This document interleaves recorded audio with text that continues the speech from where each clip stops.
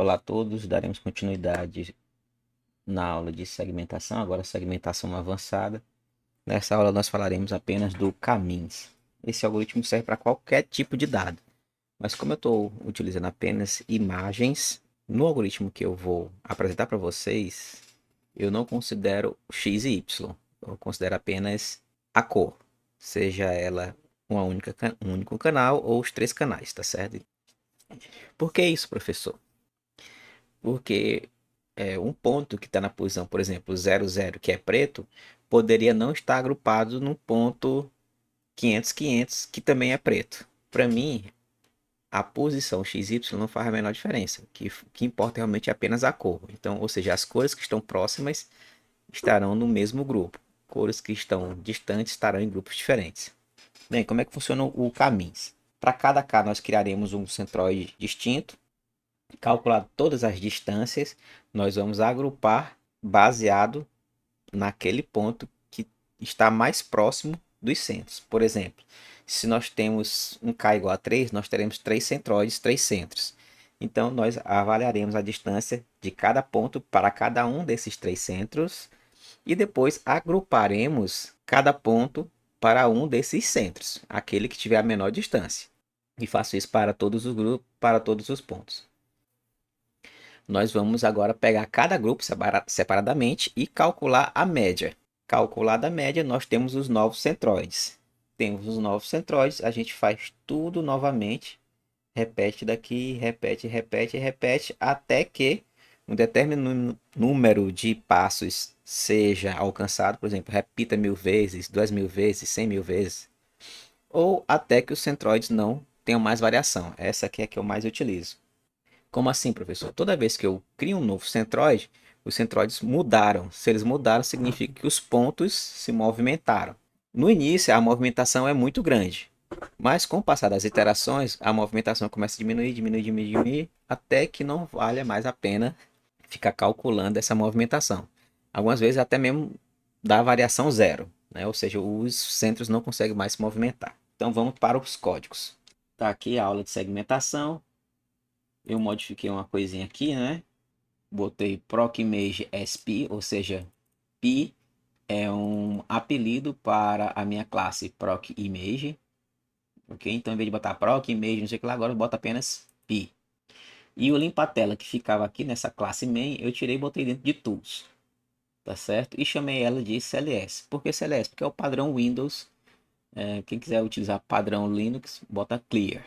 Então, primeiro passo, limpar a tela, chamar a função de segmentação, carrega a imagem da Lena, ela é uma imagem colorida, RGB, mostra a imagem da Lena e depois realiza a segmentação de caminhos com 16 grupos. O caminho está dentro da classe segmentação, passo a imagem e a quantidade de grupos.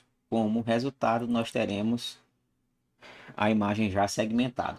Depois, caso você queira, vocês podem fazer uma modificação para gerar várias imagens. Cada uma, por exemplo, se eu passei K igual a 16, como retorno vai gerar 16 imagens. No caso, eu só fiz uma com todos os grupos dentro dessa mesma imagem. Criei uma subclasse chamada ponto, certo? Essa ponto aqui só serve para caminhos.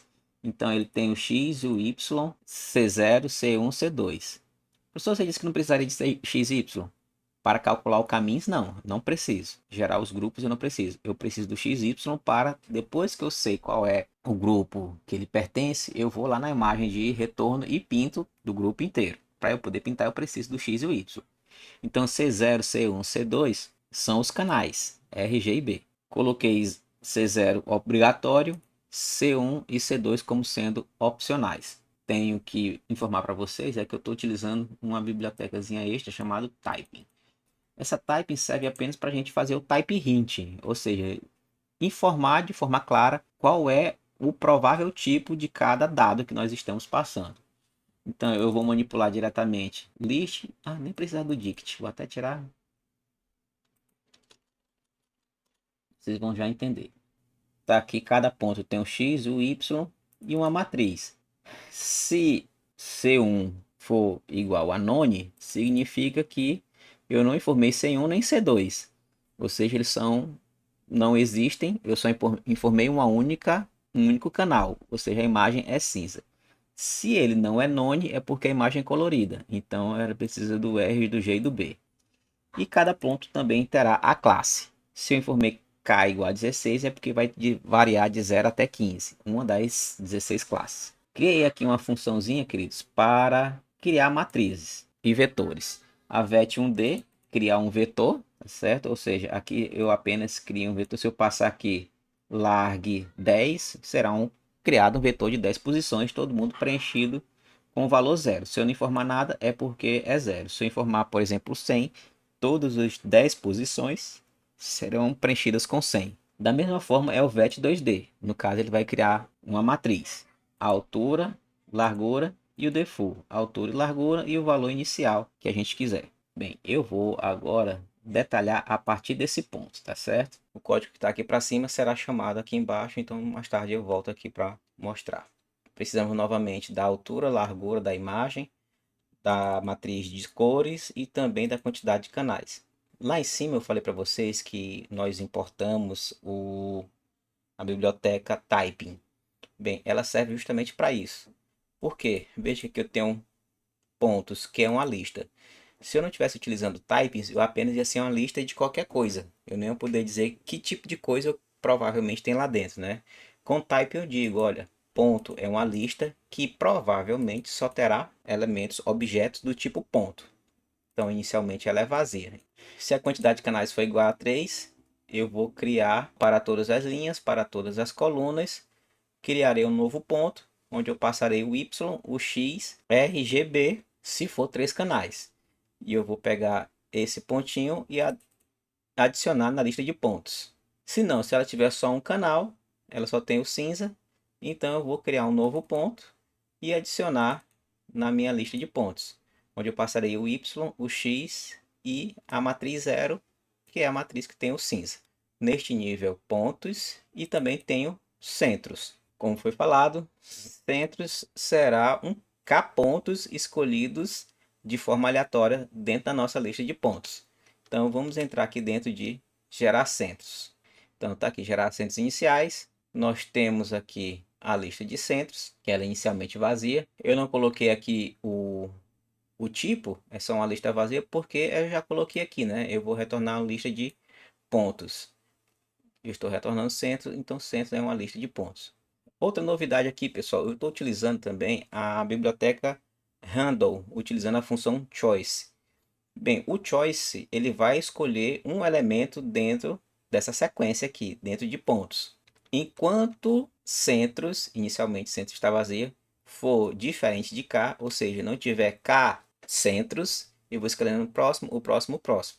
Mas eu só escolho o próximo se ele não já estiver dentro de centros, ou seja, se não for repetido, eu não posso repetir centros, tem que ser centros distintos, né? Então, eu escolho aqui um ponto dentro da lista de pontos, chamo ele de CI, que é um centro inicial. Se ele não estiver dentro de centros, eu digo que a classe dele é I, adiciono esse centro na lista de centros e faço I mais um. Vou para a próxima classe. Bem, então essa daqui é a lista de centros. Então aqui só tem K centros escolhidos aleatoriamente. Criarei aqui D, é a medida de distância, como eu falei para vocês. O caminhos, na medida em que as iterações forem acontecendo, os centros vão se movendo, movendo, movendo. No início, esses movimentos são bem grandes, depois eles tendem a diminuir, diminuir até praticamente parar. Então, quando essa distância se tornar abaixo de um determinado limiar, que está aqui dentro do critério de parada, paramos as iterações. D é a distância, inicialmente ela começa sendo infinito. Por que isso, professor? Eu boto infinito porque para qualquer distância dos centros, para qualquer distância movimentada, será menor do que infinito. Então, isso daqui será verdadeiro. Eu vou executar isso daqui pelo menos uma única, pelo menos a primeira vez. Pelo menos, não quer dizer que vai ser só uma. Serão com certeza muitas iterações. Dist é um vetor de duas dimensões, ou seja, uma matriz, que tem a quantidade de pontos na altura. Então, ou seja, se eu tiver 1000 pontos, eu vou precisar calcular a distância dos 1000 pontos. E vou passar aqui como largura K. Por que K? Porque é a quantidade de centros, pois eu preciso calcular a distância de cada ponto para todos os K centros. Enquanto o critério de parada não for aceito, professor, qual é o critério de parada? Veja que eu estou passando D, que é este valorzinho aqui. A distância isso, né, que foi passada for menor do que 0,001, certo? Ou seja, a movimentação dos centros, quando ela for menor do que 0,001, o algoritmo para. Nós vamos calcular agora a distância realmente de todos os pontos para todos os centros. É uma novidade para vocês, não sei se todo mundo conhece, né? Python tem três tipos de variáveis com relação ao em que parte do código cada variável está, ou seja, o escopo. O escopo da variável pode ser global. Quando ela é global, ela é vista no código inteiro. Aqui no caso, para ser global, uma variável teria que ser criada aqui, tá certo? Nesse ponto, nesse escopo aqui, que vai aqui até a última linha. Uma variável é local quando ela está dentro de uma função, ou seja, ela só pode ser enxergada dentro de uma função. Então, por exemplo, se eu criar uma variável aqui dentro, ela só será enxergada dentro da função limpar. E existe também um terceiro tipo que é uma non-local. É uma variável que nem é global e nem é local. Ela está dentro de uma função que está dentro de uma função. Por exemplo, aqui, o caminhos, ela é uma função, ela não é uma classe, ela é uma função, tá aqui def caminhos. Mas dentro de caminhos eu criei a classe ponto, vet1, vet2, vet isso, vet aquilo. Então, isso aqui é uma função que está dentro de outra função. Por exemplo, aqui, a variável linha, ela só é enxergada aqui dentro de vet1. Professor, mas a gente usa lá fora. Usa lá fora porque a gente fez um return. Então, a variável que recebeu lá fora vai receber os dados que foram criados aqui dentro. Mas se não tivesse o return, ninguém conseguiria saber o que teria dentro de linha. Tá certo? Bem, isso pode dar um problema quando você quiser utilizar uma variável que foi criada dentro de caminhos. Veja que linha foi criado dentro de vet1 e vet1 foi criado dentro da função caminhos. Se por acaso eu precisar utilizar uma variável que foi criada aqui dentro de caminhos, pode dar problema. Você jura que modificou essa variável ou essa variável aqui fora, mas na verdade você modificou aqui dentro. Quando a função terminar, todos os dados que você criou ou modificou serão perdidos, porque você criou, na verdade, uma variável local, em vez dessa daqui que nem é global e nem é local. Então, ela é não local. Quem seriam as variáveis não locais, professor? Tenho várias, né? Todas essas daqui que foram criadas dentro do escopo do caminhos é não local, não local, não local, não local. Mas como eu estou usando essas daqui apenas dentro desse escopo, não faz nenhuma diferença. Agora, temos um problema seríssimo com pontos, centros e dist. Por quê? Porque elas são utilizadas aqui dentro, tá certo? Se elas fossem utilizadas apenas dentro do caminhos, especificamente na parte mais externa do caminhos, da função caminhos, nesse escopozinho aqui, tá vendo? Ó?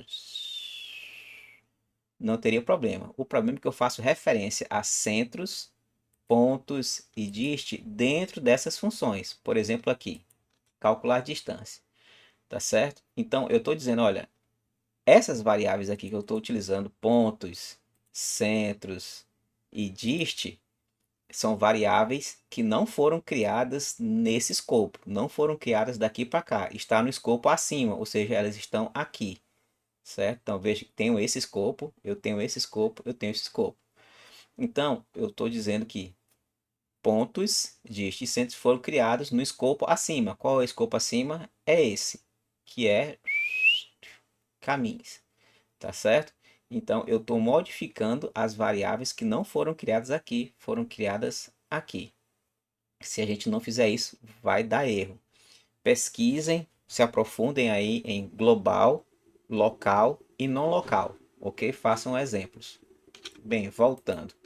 Então eu disse que pontos, distes e centros não foram criados aqui dentro da função calcular a distância ao centro, foi criado no nível acima, ou seja, foi criado dentro do escopo de caminhos. Eu pego o dist e limpo todos os valores.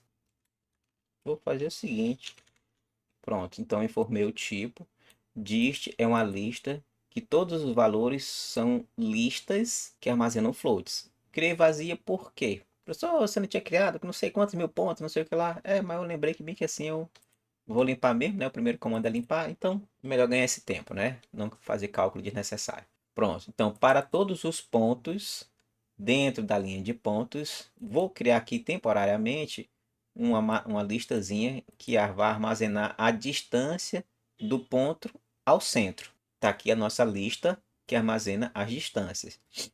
Eu vou para o primeiro ponto, eu vou calcular a distância para o primeiro centro, para o segundo, para o terceiro, para os K centros. Quando eu chegar no último centro, não tem mais centro para eu utilizar, eu vou armazenar todas as distâncias nesse vetor do primeiro ponto. E aí eu pego o segundo ponto e repito tudo isso novamente, ok? Ao final do processo, eu tenho a distância calculada de cada ponto para todos os centros. Bem, agora nós vamos medir para cada ponto qual foi a menor distância armazenada. Se eu tenho, por exemplo, o primeiro ponto, a distância é 10, o outro é 100, o outro é 1000, então significa que esse ponto está mais próximo de quem está com distância 10. Como nós temos 10 é classe 0, 100 é classe 1 e 1000 é classe 2, então o ponto 1 está mais próximo do centro 0, ok? Então é isso que nós faremos aqui. Na função atribuir classes, nós temos para todos os pontos em range len pontos. Por que isso, professor? Porque eu vou trabalhar aqui com o vetor de distâncias. Então, em vez de utilizar o ponto diretamente, eu vou pegar qual é a posição desse ponto dentro dessa matriz. Então, o ponto quando aqui é 0, significa que eu vou utilizar a linha 0. Classe significa qual é a classe. A classe 0, classe 1, classe 2, classe 3, ou seja, até a menos 1. E aqui dentro armazena um float, que é a distância, ou seja, a distância de cada ponto para todas as classes. Se a distância de cada ponto para todas as classes for menor do que a menor dist, veja que a menor dist eu começo sendo infinito. Por quê? Porque qualquer valor, por maior que seja aqui que eu armazenei, será menor do que infinito. Ou seja, a classe deixará de ser menos 1 e passará a ser essa classe aqui que nós estamos analisando. E faço isso novamente. Se dentro ainda desse ponto aqui, eu vou para a próxima classe. Veja que eu estou ainda no primeiro ponto aqui, PTO. Eu só analisei a primeira classe, classe 0. E eu faço tudo isso novamente para a classe 1. Se a distância desse ponto para a classe 1 for menor do que a anterior, eu atualizo novamente. Digo, olha, menor dist já está desatualizada. Atualiza menor dist.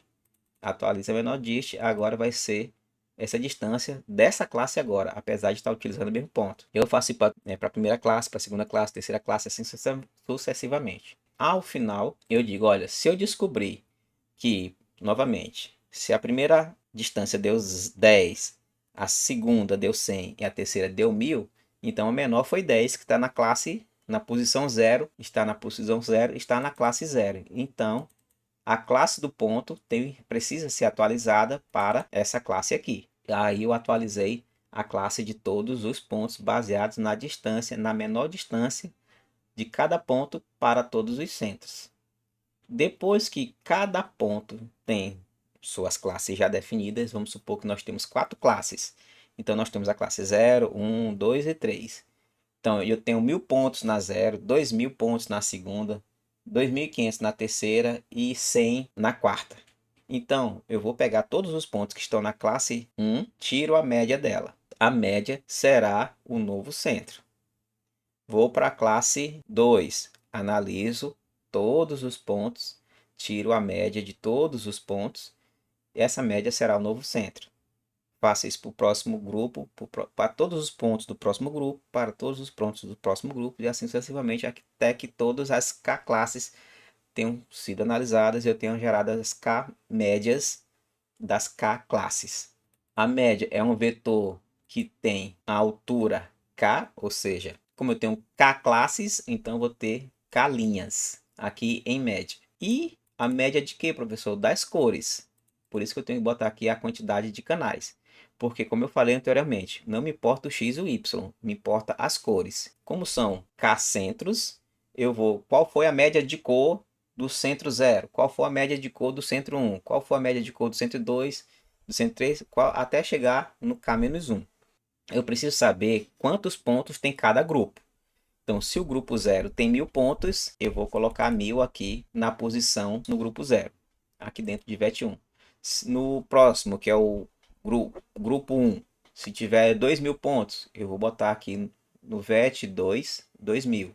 Se no grupo 3 tiver 10.000, então eu vou botar aqui no VET 3, 10.000, ou seja, a quantidade de pontos. Por que isso? Porque eu preciso da média.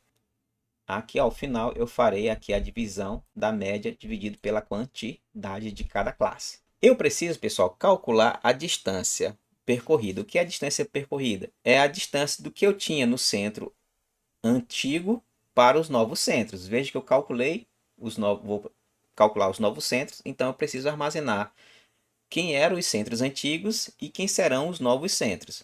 E aí eu faço a subtração, né? Se um era 10 e passou para 20, então a distância foi 10. Se um era 20 e passou para 25, então a distância foi 5. Só que aqui no caso será só um valor se for cinza e será 3 valores para RG e B. Eu vou limpar centros, veja que eu armazenei os centros antigos, é uma clone, é uma cópia de todos os centros anteriores. Vou limpar todos os centros porque eu vou utilizar essa variável centros para armazenar os novos centros. E aí eu consigo armazenar calcular a distância dos novos centros para os centros antigos. Bem, para todos os pontos, para todas as cores, ou seja, para todos os canais, eu vou pegar aqui a média da classe desse ponto.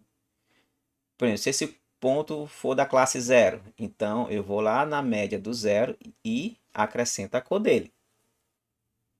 Certo? Veja que cor aqui é o canal. Então eu vou primeiro na classe desse ponto, vamos supor que ele é 0. A classe dele é 0. Então eu somo lá o valor do vermelho dele. Depois eu pego o próximo canal. Eu somo o valor do verde no verde. E B, azul, eu somo o azul desse ponto na média desse ponto aqui, do grupo desse ponto, da classe desse ponto.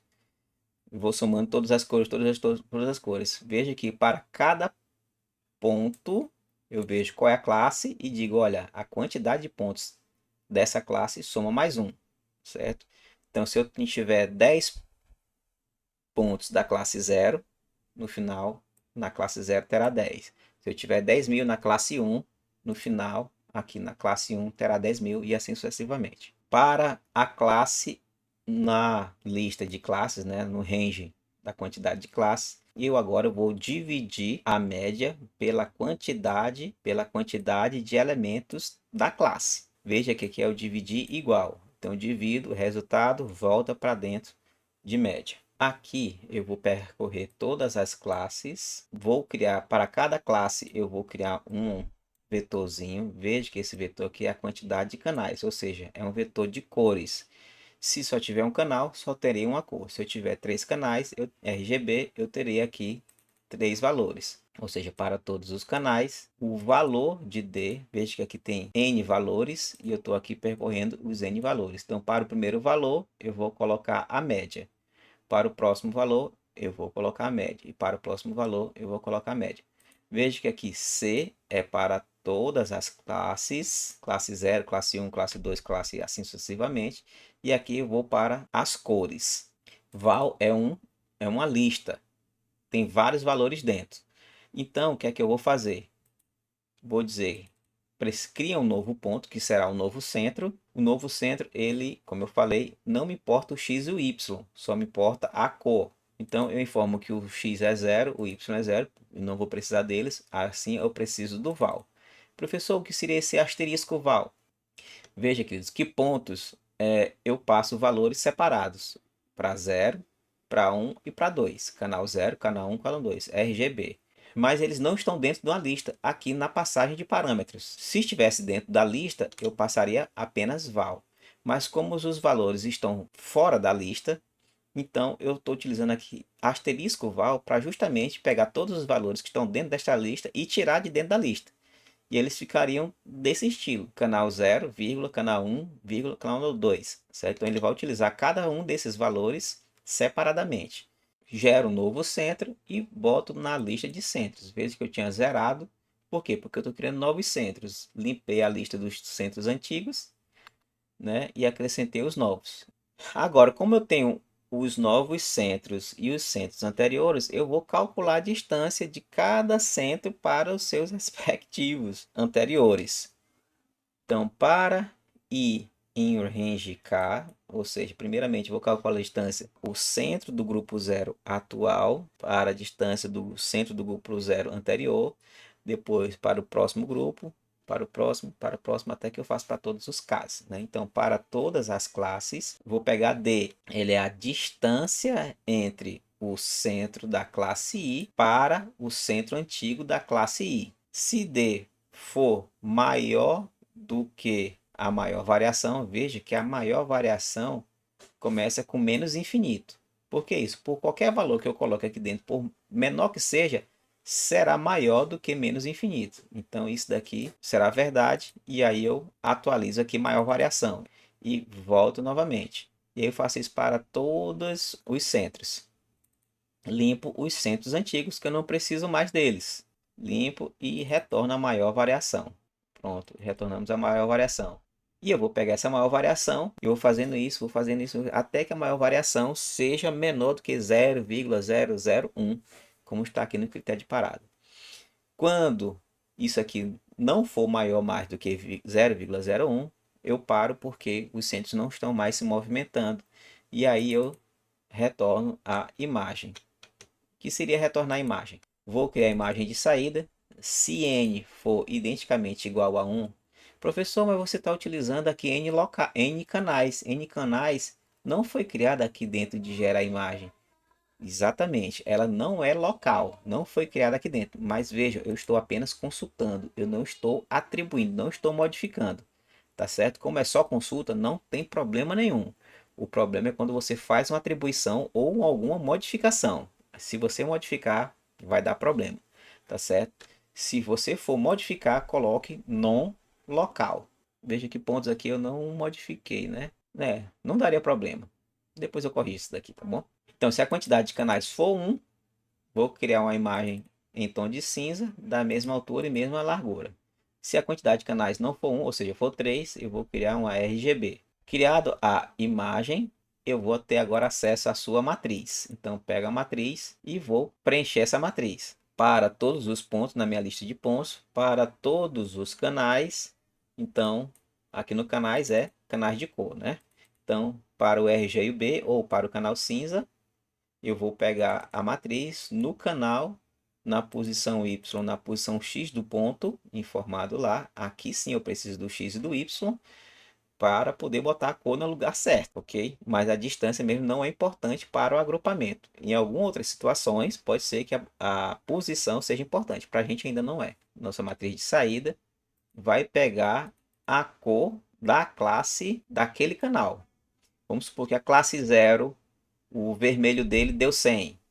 Pego 100 e coloco aqui no vermelho da saída, tá certo? Se eu tenho K classes e cada classe está representada por esse centro aqui, por um centro, né? Então eu vou lá naquele ponto e vejo a cor dele e coloco aqui na imagem de saída. Quer dizer, na matriz de saída. Depois que eu modificar todos os pontos, eu gerei a imagem de saída, modifiquei a matriz de saída. Essa matriz de saída eu devolvo para dentro do objeto imagem out e retorno o objeto imagem out, finalizado o algoritmo. Certo? Então aqui tem 16 cores, 4 cores, 3 cores, 2 cores.